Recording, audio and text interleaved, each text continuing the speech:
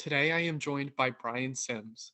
Brian was the first openly gay elected state legislator in the state of Pennsylvania, and he has worked tirelessly on behalf of the queer and LGBTQ plus community in Pennsylvania. He is now a candidate for lieutenant governor, and we wish him well.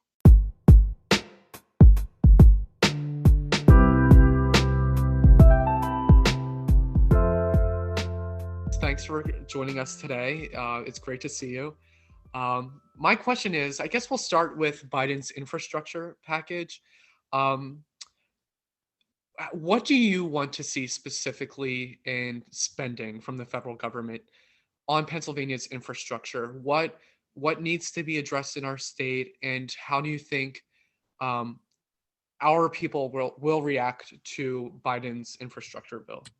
Yeah, it's a good question. I think there are three areas with respect to the infrastructure spending that I would like to see addressed in Pennsylvania.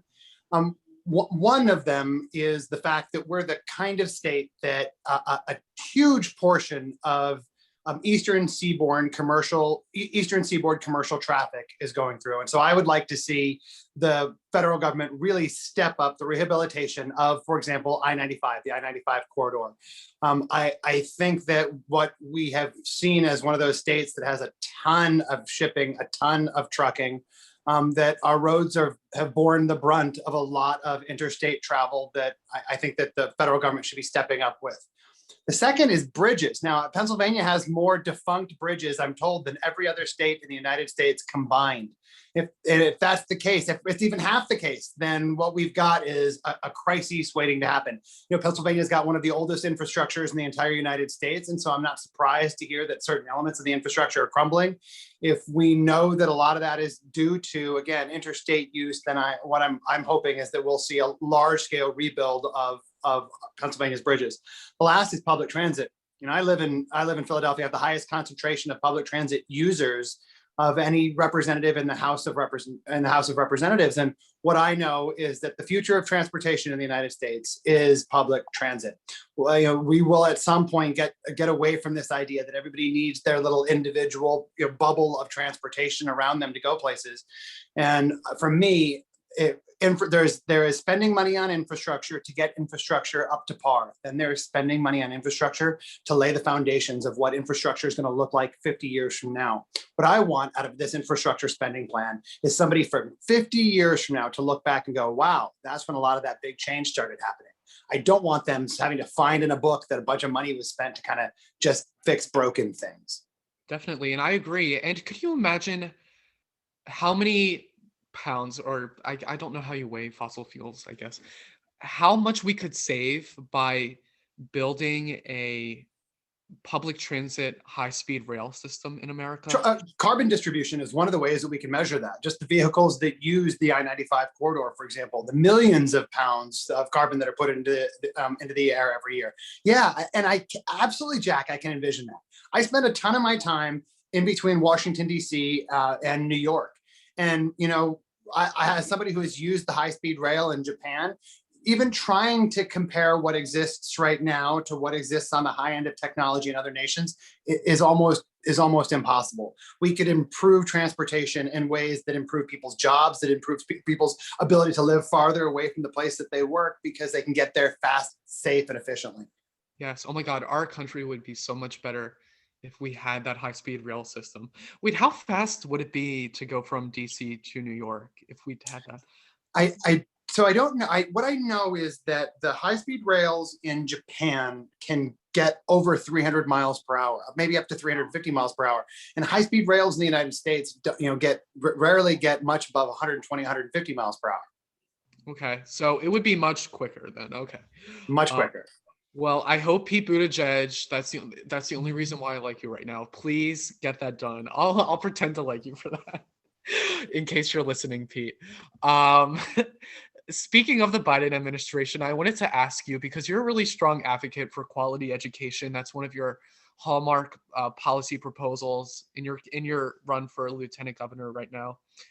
Do you believe that the Biden administration is doing a good job with their back to school guidelines? And it's like really questionable because this is a really hard policy question.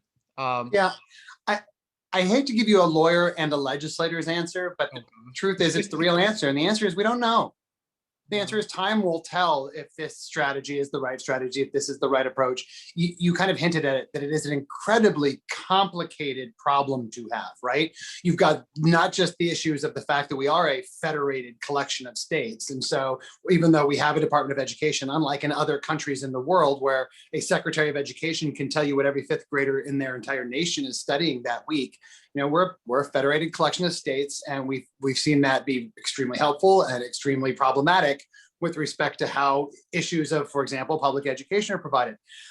What I know is that were there not a pandemic that the Biden administration was having to sort of recast guidelines for, I think they would have their hands filled still with trying to reframe, rebuild, sort of and reshuffle how the Department of Education has operated, especially over these last 4 years. And so it's an incredibly tall order. I can be quick with criticism in a lot of places. I'm not quick with criticism here. I think that they've got the double-edged sword of dealing with a broken Department of Education under Betsy DeVos, and one of the areas where our federated system of government creates perhaps some of the biggest divisions. You don't have to look farther than education spending in Connecticut versus education spending in Oklahoma. Yeah, and I really hope the Biden administration funds the Department of Education a lot more. They are one of the lowest funded executive departments. Um, but I guess speaking, it's really hard to judge how the Biden administration is doing on immigration right now. Do you want to speak to the influx of immigrants arriving at our border? I don't mind saying that I don't think that the administration right now is doing the best that could be done at all now, and that maybe that's a bit of a pass. Maybe they are doing the best that they have capability of doing right now in this moment, and even that I don't know. What I know is that listen, anytime that you have families separated at a border, you have a humanitarian issue. When that happens on a repeated basis, if that happens in a policy basis, you have the potential for a humanitarian crisis. What we need to be doing is making sure that we are adhering to international law with respect to people seeking humanitarian support, humanitarian aid, people seeking to cross our borders for protection from their own governments. We have a duty to do that. We have a duty also not to separate families from their children. And if we do, we have a duty to put them back together as soon as we possibly can. Again, this isn't, I don't mean to say time will tell. And if it tells us that that they were doing a bad job, we need to know that instantly. I know that there's, like everybody else, we know that there's an influx. We know that this country spent 4 years essentially trying to turn away or cage people. And so we're trying to reshuffle our entire identity and how we approach things down there. And I do trust the Biden administration. I will say this. I do trust the Biden administration to be trying to find the best solutions to a crisis, because frankly, it's going to back up against them, as it should. As they say, the buck stops with the president right now. Right. I agree. And it's really hard to read reports on the news about, there was a case yesterday where a kid was abandoned by a group he was with. He was dropped off at the It border. was found on the side of the road. Yeah, it was awful. And one thing that confuses me is that we have one of the strongest militaries in the world. How hard is it to organize beds for children or even just rent hotels? Like, why is there such a delay here? This is hard to. I mean, maybe referencing Biden is one of the answers. Don't tell me what you value. Show me your budget, and I'll tell you what you value. Right. I think a lot of this isn't because we lack the resources; it's because we lack the will. I agree. Thank you. And so we kind of have to wait and see how this plays out. And keep applying the pressure that we're applying, right? The Obama administration was perhaps the greatest presidential administration of my lifetime, certainly of the contemporary America, if you ask me. But Barack Obama was also not good when it came to deportations. Right. And we need to make sure that we're not simply as Democrats, giving a pass to an administration that we think wants to do right, if there is a history of not doing right. And so, we can both apply pressure and be supportive at the same time. And I'm adding moderates right now. It is patriotic to criticize your party. It is okay to criticize Joe Biden. You are allowed to still like him, but also criticize his policies. So Don't get mad at us when we... Joe Biden would agree. Yes, he would, honestly. He might be annoyed, but he would agree. I want to shift our focus on the amount of attention that transgender athletes are getting right now. Can you respond to conservatives' gross transphobic attacks on transgender athletes participating in sports right now? And Yeah, pretty easily. yes, Pretty easily. The answer is the fear mongering about a cisgender man or boy putting on women's clothing so that he can either compete against girls to beat them at girls' sports or take scholarships away from them as women in college, or so that he can somehow get into a locker room, has never happened ever in the Commonwealth of Pennsylvania. Not only are there rules and regulations already in place to make sure that happen, the fear that somebody thinks might happen, that type of assault, is already a crime. But again, it doesn't happen. What has happened? Statistically, there are more Republican members of Congress who have been arrested for sexual misconduct in public bathrooms than there are all trans people in all of the United States. yes. It's one of the weirdest things that hyper-conservatives keep doing. They keep picking these couple of issues in order to separate the trans community from the rest of the LGBT plus communities, thinking that that will slow down our march to equality. And yet they keep picking areas where they just have statistically no leg to stand on. It used to be bathroom bills. It used to be all these bills about making sure that trans people couldn't use the bathroom that matched their gender identity for fear of that big, scary man in a girl's restroom. But that person didn't exist. What did exist? Republican members of Congress sexually assaulting people in public bathrooms. Now we've moved on to locker rooms and girls' sports. You know, it's a shame. As someone who played high school and college sports in Pennsylvania, I was a part of the PIAA in high school and the PSAC in college. The idea that anybody thinks that girls need to be saved from trans people participating in sports is a foolish, false notion. It doesn't exist anywhere. It's not something that it's not just a solution in search of a problem. It's a solution that creates a lot of problems for people that just want to play sports. Thank you. I couldn't have said it better. Like, I get so angry because Republicans have no policies to stand on. They're using these inflammatory transphobic remarks to stoke a culture war because they don't have anything to run on. And it's gross right now. And obviously, so you're the first openly gay elected state legislator in Pennsylvania.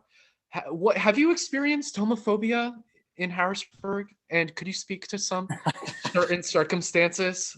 Well, you said the operative word, and that's openly. You know, no building that has as much gilding and marble as the Capitol in Pennsylvania hasn't had gay people in it for all time. But you're right, I'm just the first open one.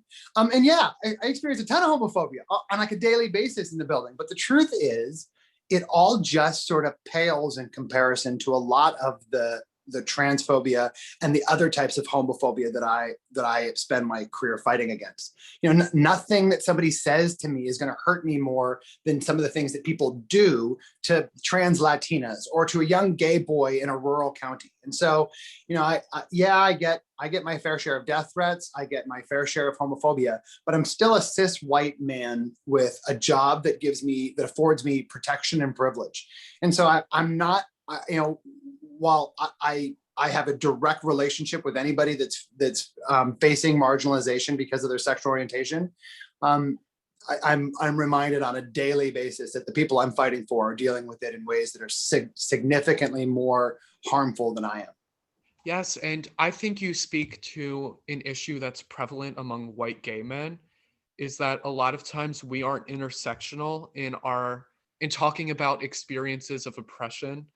We should uplift transgender people more. We should uplift and talk about and side with the most vulnerable members of our community. And I feel like sometimes we center our experiences at the expense of others without being intersectional. And it's gay white men can oftentimes, and you know, and as a gay white man, I can say this from experience from the people around me, that we oftentimes can think of ally as like a noun instead of a verb. Ally is about what you do. It's not about who you say that you are. And we can often make the mistake of thinking that our own marginalization is like others' marginalization, which it simply is not. Now, we can all learn about marginalization from one another, and we can learn how to overcome marginalization from one another, but it's not a substitute for the experiences of first or second generation immigrants, for the experiences of people of color, for the experiences of women, for the experiences of the trans community, or for the differently abled community. And you know, my friend Adrian Rivera Reyes is a scientist, a trans Latinx man who ran, or excuse me, a gay Latinx man who ran for city council in Philadelphia a number of years ago. And he used to say, don't pretend to give a voice to the voiceless, give them a microphone. Yes. And it's the one thing I want from as many gay, white, cis men as I can, is that we carry a lot of privileges, not all privileges, but we carry most of them. And if you do, the most important thing you can do with your privileges is to lift up somebody who lacks them. And so don't pretend to give a voice to the voiceless. Give them your microphone. Yes, period. Yes, give them the microphone. Oh, one question. This is kind of interesting because, you know, I don't want to run for office, but I feel like sometimes gay elected officials have to play into a more masculine version of queerness, especially Pete Buttigieg. I'm going to come after you again. Did you ever feel like you had to compensate a form of masculinity in order to be successful running? Not politically, no. Before, when I was younger, maybe, yeah. You know, I'm an attorney. I was a civil rights attorney for a while. I worked in a lot of very straight, very cis, very white environments where I was out. But did I feel like I was always expressing the sort of the best parts of my gender identity and sexual orientation? I don't know if I was. I don't think that I was. I knew before I decided to run who I was. And it was a part of deciding to run that, you know, for me, living as an out gay man in the ways that I do were really important to me to make sure that I continued to do that. And so no, in office, no, there's nobody that puts pressure on me to be more masculocentric and all that bullshit. I'm cis presenting. That's the way I am. That's how I look. It's the body that I woke up in this morning, in the same way that I couldn't impact my skin color. This is the flesh sack I got in this life. But I don't find the pressure from anybody to be more or less myself or my gay self. And it's one of my favorite things about being in the LGBTQIAAP+ communities is that we are colorful as hell. Not all of us. I'm kind of boring by a lot of standards, but I'm also really exciting by other standards, and I like that about us. And this is like kind of hard to judge because it's a hypothetical, but would you agree that more masculine presenting gay men might have an easier time running for president than? We don't have to guesstimate something like that. I mean, like the social and political science have, especially as someone who used to work with the Victory Fund, have always showed us that there are rewards for meeting society's sort of bullshit definitions of femininity or masculinity, and how those are impacted by politics and people's desire to pick somebody that's representative of all of them. Yeah, those things all play in. When I first started in politics, they told us if you were a gay candidate to not include your partner in anything. Not at all. It was a reminder to people. And so I think in 2015, I ran for Congress and I had a bunch of pictures of my boyfriend in it. And then there was this talk about like, well, you can include your partner so long as you are the one that is more masculine if it's a male couple, or more feminine if you're a woman and you're running, and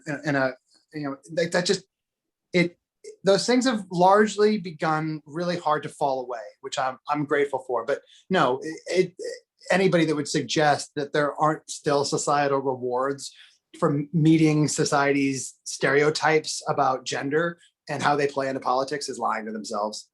Yes, totally. I agree.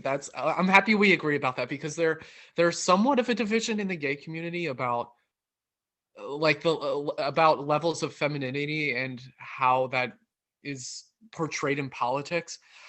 Like, for example, Pete Buttigieg supporters would get angry.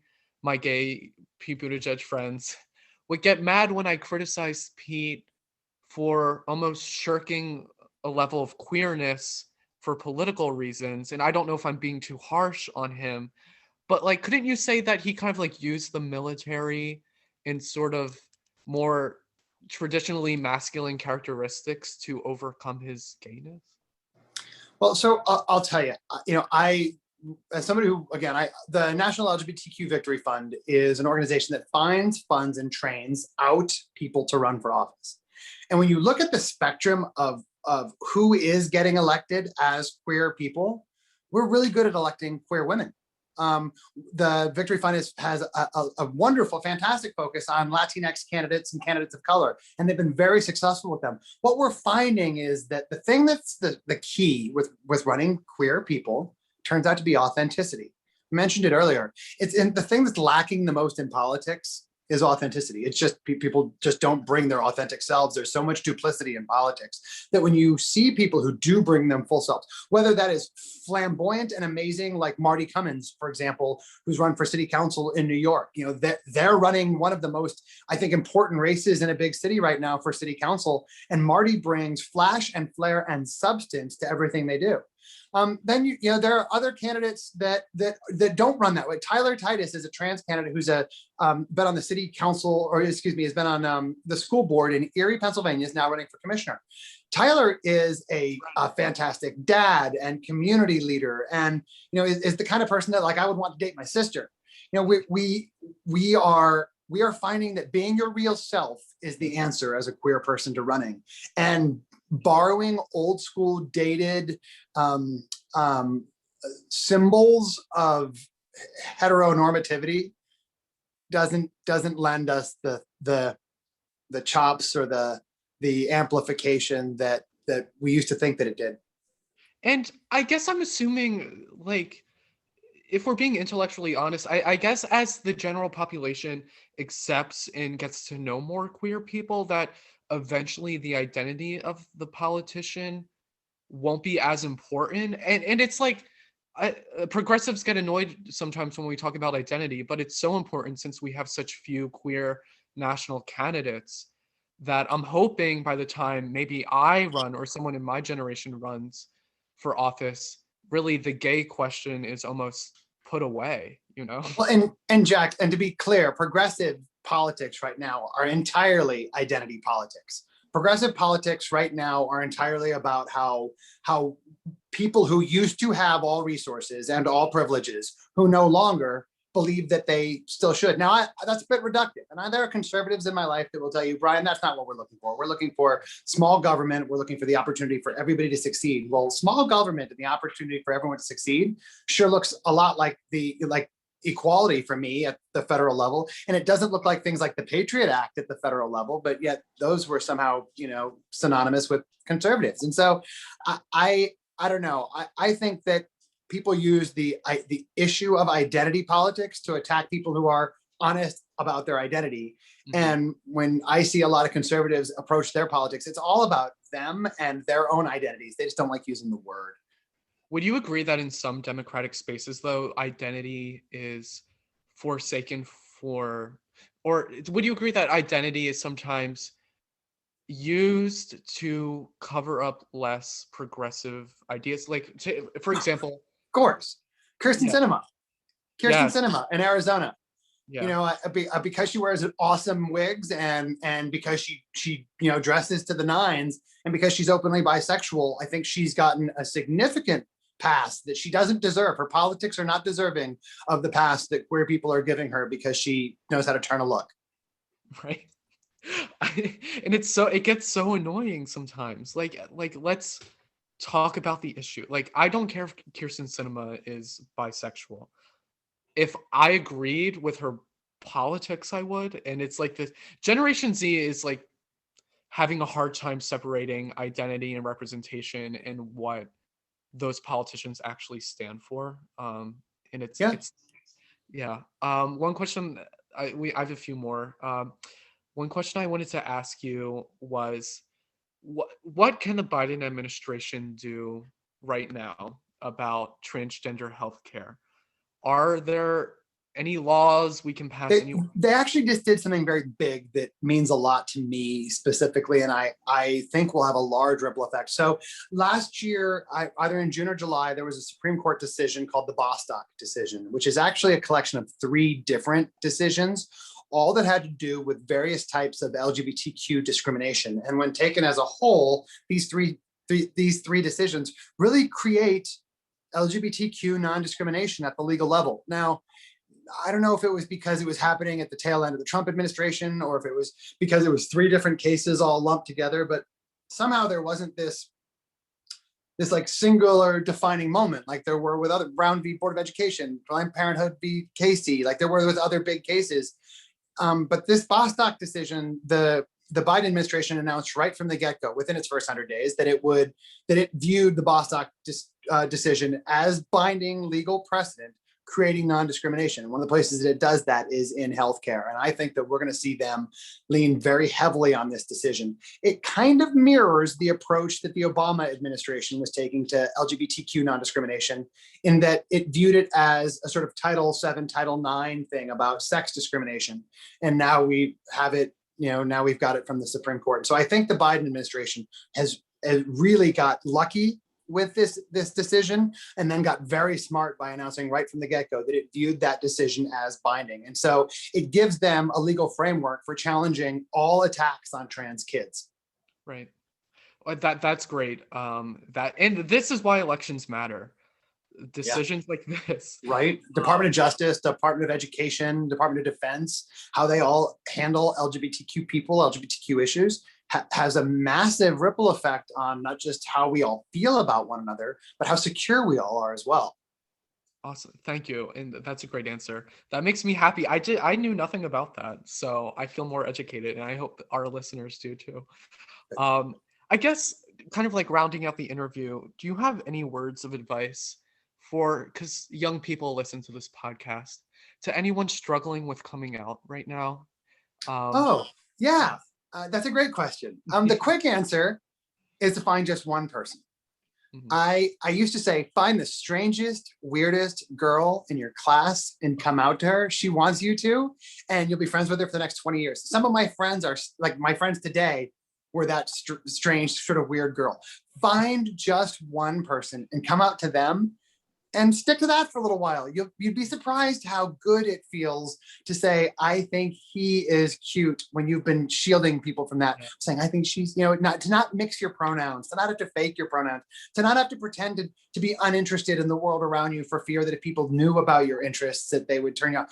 Find that one person and talk to them a lot. And you'll find that as your language and your lexicon starts to change, so will your approach. And, coming out isn't about how many people you tell. Coming out is not about making sure that every single person that interacts with you knows that you're LGBTQ.